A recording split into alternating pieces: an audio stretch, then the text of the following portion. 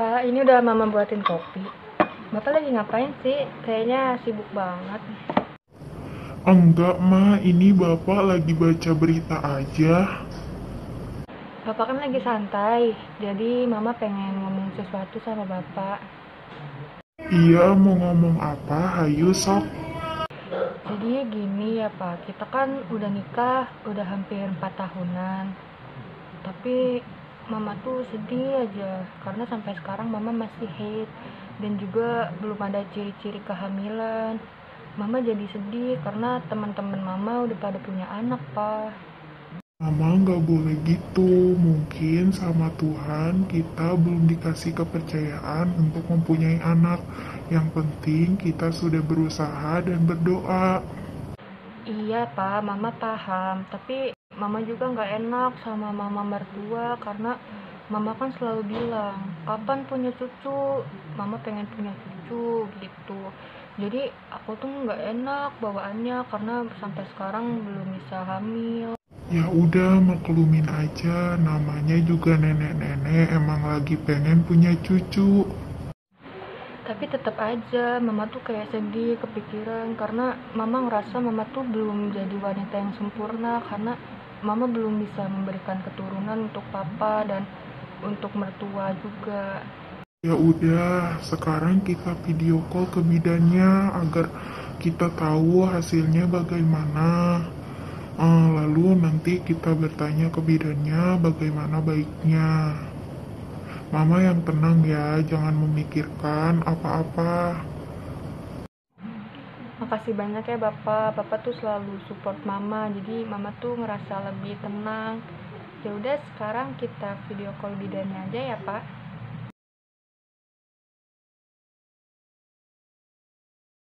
Mah, Bapak udah coba nelpon bidan Dinda, tapi nggak diangkat-angkat. Kayaknya kita datang aja ya, Mah, ke klinik bidan Dinda. Oh ya udah tuh kita berangkat sekarang aja ya, Pak. Hayu, Mah.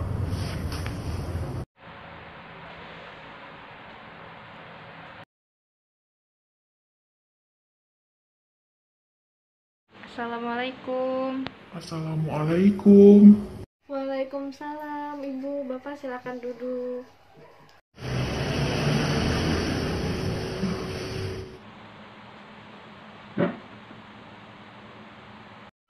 Bu Dea dan Pak Dodo, udah lama nggak ketemu.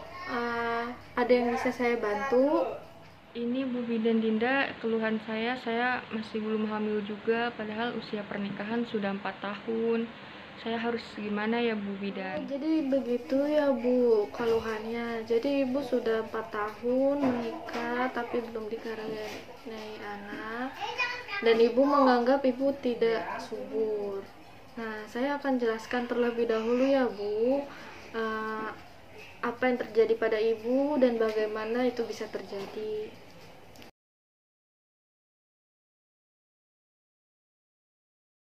Jadi Ibu sama Bapak bisa saja mengalami infertilitas.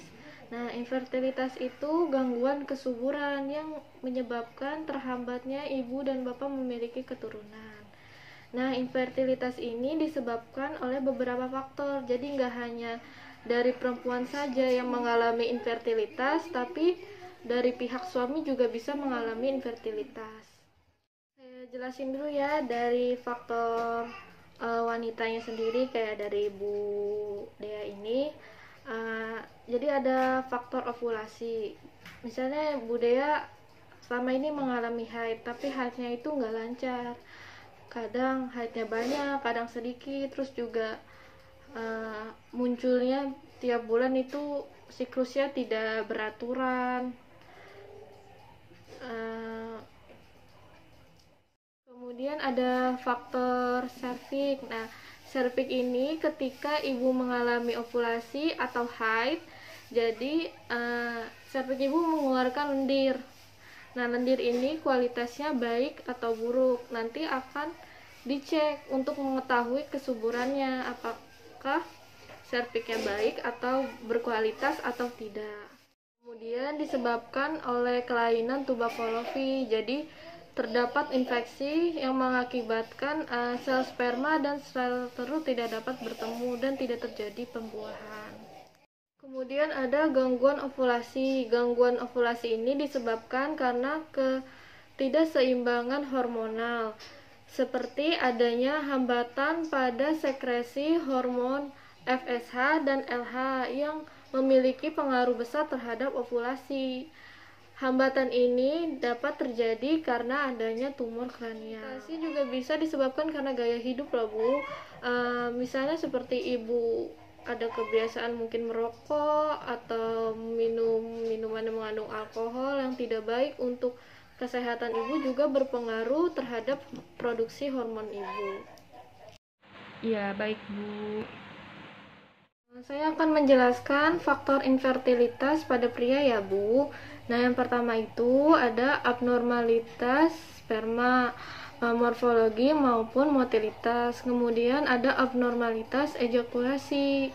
Kemudian ada abnormalitas ereksi, abnormalitas cairan semen, yaitu perubahan pH dan perubahan komposisi kimiawi. Kemudian ada infeksi pada saluran genital yang meninggalkan jaringan parut sehingga terjadi penyempitan pada obstruksi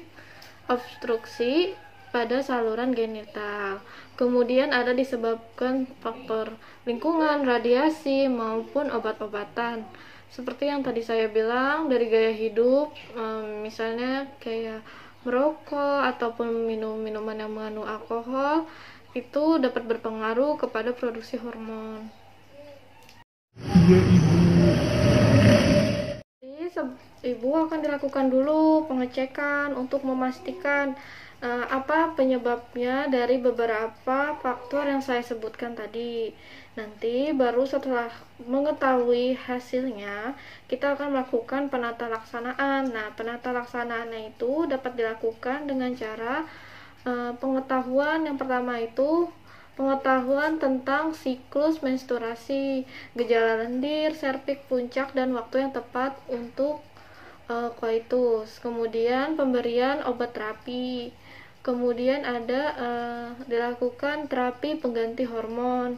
Kemudian kita akan memberikan penggunaan antibiotika yang sesuai untuk pencegahan dari penata-laksanaan infeksi dini. Kemudian bisa dilakukan laparotomi dan bedah mikro untuk memperbaiki tuba yang rusak secara luas. Karena untuk penata-laksanaan bagi pria, misalnya disebabkannya oleh pria, kita bisa melakukan penekanan produksi sperma untuk mengurangi jumlah antibodi autoimun yang diharapkan kualitas sperma meningkat. Kemudian bisa dilakukan perubahan gaya hidup yang sederhana dan terkoreksi, seperti perbaikan nutrisi, tidak membiasakan dengan penggunaan celana yang ketat dan panas, kemudian memperbaiki gaya hidup. Jadi infertilitas ini tidak hanya disebabkan oleh wanita saja. Mungkin kebanyakan orang berpikiran karena wanita ini dianggap tidak subur atau mohon maaf mandul. Sebenarnya tidak hanya dari pihak wanita saja, infertilitas juga bisa disebabkan dari pihak laki-laki. Makanya nanti kita akan melakukan pengecekan dulu. Dan gimana ya cara yakinin ibu saya supaya gak nyalahin istri saya terus? Seperti yang tadi saya jelaskan ya Bu, nanti ibu bilang ke mertua ibu secara baik-baik. Ibu berikan pemahaman bahwa infertilitas atau ketidaksuburan ini tidak hanya disebabkan oleh wanita saja, tapi pria juga dapat menjadi penyebabnya. Nanti ibu dan bapak melakukan pengecekan dulu untuk menentukan faktor apa yang dapat menyebabkan infertilitas. Kemudian hasilnya dikasih tahu ke mertua, dibilangin baik-baik hingga paham, baru nanti kita lakukan penata laksanaan.